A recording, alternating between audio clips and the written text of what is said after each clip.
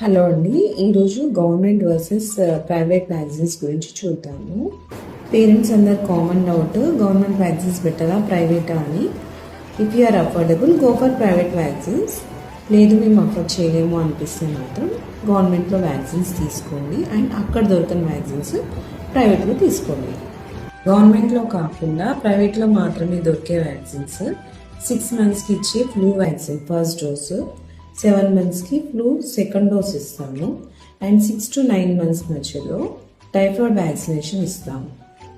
And 9 monthsకి గవర్నమెంట్లో MR vaccine అని ఇస్తారు. ఇందులో మమ్స్ వ్యాక్సిన్ కవర్ అవ్వదు. So I suggest MMR vaccine at 9 months in private. 15 monthsకి ఇచ్చే chicken pox vaccine and MMR second dose. Chicken pox vaccine second dose 3 months of గ్యాప్తో ఇస్తాము. హెపటైటిస్ ఏ వ్యాక్సిన్ అనేది jaundice related vaccine. ఇది 1 yearకి 1 dose and second dose 1.5 yearకి వేస్తాము. మెనింజోకోకల్ vaccine ఒకటి ఉంటుంది. Below 2 years అయితే యూజువల్లీ 2 doses ఇస్తాము. అబౌవ్ 2 years అయితే సింగిల్ డోస్ సరిపోతుంది. 9 to 14 years మధ్యలో హెచ్పివి వ్యాక్సిన్ 2 doses ఇస్తాము with a gap of 6 months.